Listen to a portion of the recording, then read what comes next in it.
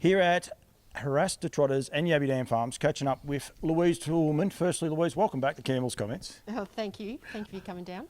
Time comes around very, very quickly again. We're back to yearling sale time. It's an amazing. Just a quick recap, I suppose, on last year on the stud side of things from the farm. We had Honor Streak and Classic Connection standing their first season in New South Wales. Plus, Hughes to me has been doing a terrific job. How was it for Haras to Trotters? Yeah, well, Honor Streak had a touch over 100 bookings, so wow. We were really wrapped with that. There were a couple of mares that ended up not getting bred. For various reasons, but to actually have 103 odd bookings, we were that's huge. Pink.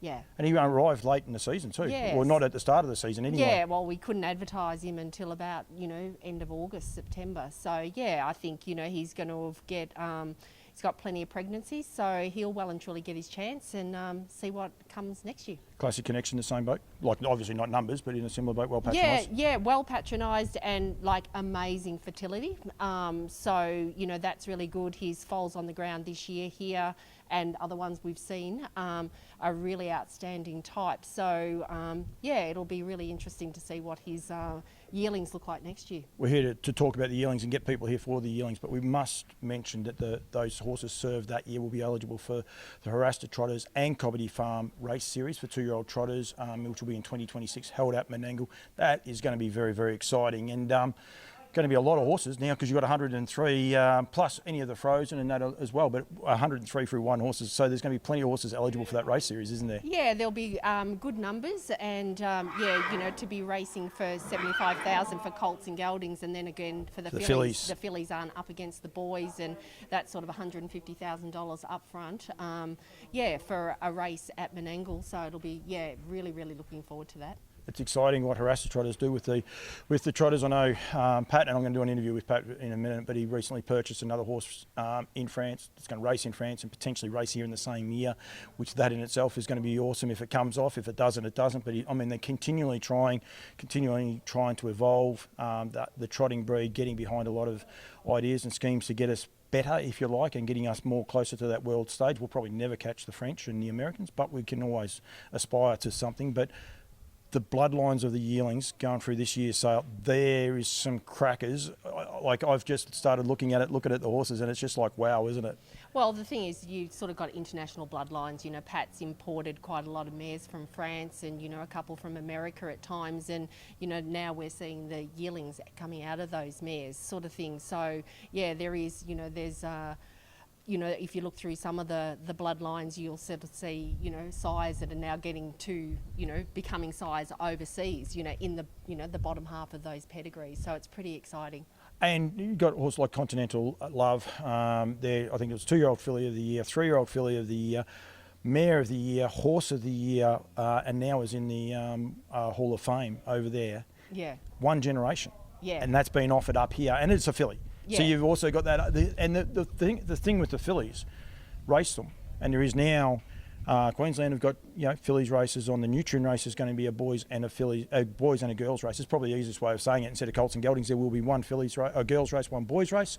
There is a lot more on offer. Plus now the Vic Breds, Breeders' Crowns, all those are separate as well. So you get that. But then you get to go back to the breeding barn as well with those horses, and potentially go back to the sales eventually one day with a really well-bred filly. Well, I think people need to remember too, Pat's putting his whole draft. So all 31 yearlings that are on offer are every foal that's been born at the farm. Yep. So, they're all on offer. There's bloodlines there. If you're wanting to have a broodmare of your own in the future, hopefully you can race it successfully and then breed with it. So, everything's on offer.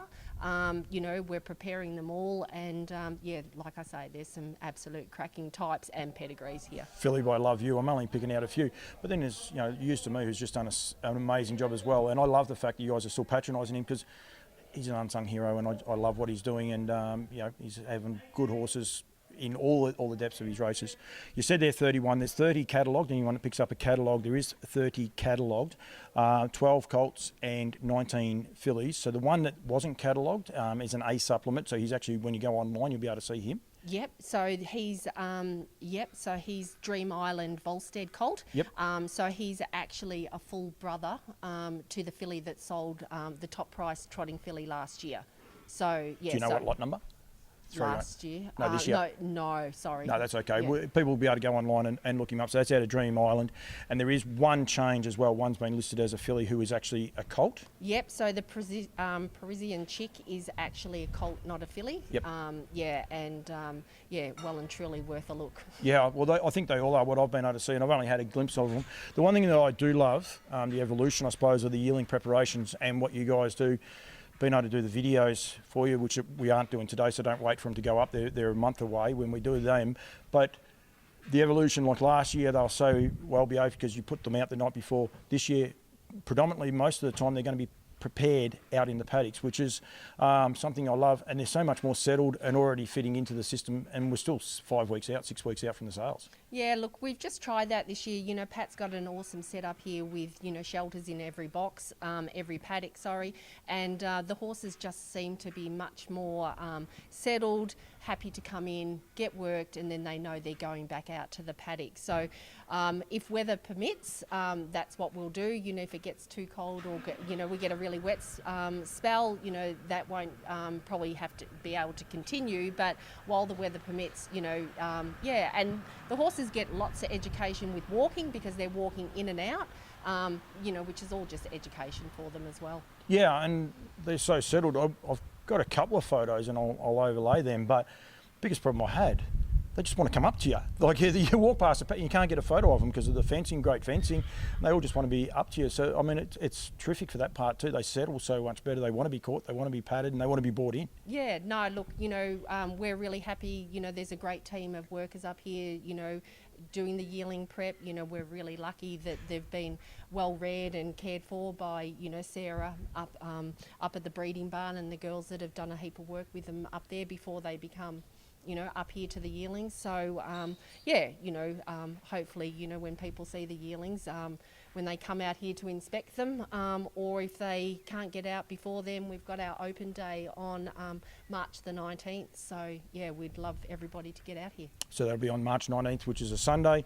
I won't be here, but that's the same weekend as Bathurst. But that's good to know. I didn't actually know that one until just said, so we'll get that out. The other thing I want to make sure people are aware of, though, Louise, is that if they want to come and inspect some of these horses prior to, they nearly have to make an appointment. And I don't mean that in a nasty way. It's just so someone's here, because they are out in paddocks, that if someone does just rock up and wants to see every colt, you need to have a couple extra hands on, to be able to bring them in. Otherwise, it's going to be a long day walking backwards and forwards to inspect each of the horses. Well, that's right. So if, people can just give us a call, we'll accommodate people as best as possible, and be open to work with people and the times that they want to come. But yeah, if they just give us a bit of a heads up, like 24 hours notice or something, that would be fine. We've got to say a big thank you to Haras, Trotteurs and Yearlings Farms. I mean, one, they're great supporters of mine, but also harness racing in general. They're continuing to sponsor and support races.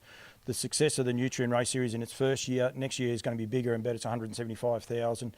The locomotive, being a locally bred bloke, and Guy, you had a lot to do with. You must have been super proud of him. I think he was a 5-time Group 1 winner for the year, just shy of $200,000 in stakes. For what, it must be proud for you guys, as I said, to be preparers and watch this horse and what he's able to achieve. It must be terrific. Yeah, no, it is great, and I remember seeing him. I personally wasn't hands-on for yearling prep that year, but I remember coming and I picked him. I really loved him. He was a cracking looking individual. He wasn't overly big when I saw him early in his prep, but he just had something about him which I liked. Not that I'm can pick a good horse by any means, but it was just nice to think that he was my favourite of that year to have gone on to do what he's done. So, like when you think about it, Pat really has only really been commercially selling for a couple of years, and to have those horses, already, coming out doing what they're doing, it's proof in the pudding that Pat's doing the right thing with the way he's breeding his horses. And so, Don't Care going around in the Great Southern Sale the other night, and as I said, he was by use to me and sold for $11,000, I think. So, people might say, oh, we need a lot of money. Well, you don't. $11,000, and he's he's one Group 1 winner, but he's won a couple of country cups. He's got a lot going for him, and he's going to go a long way.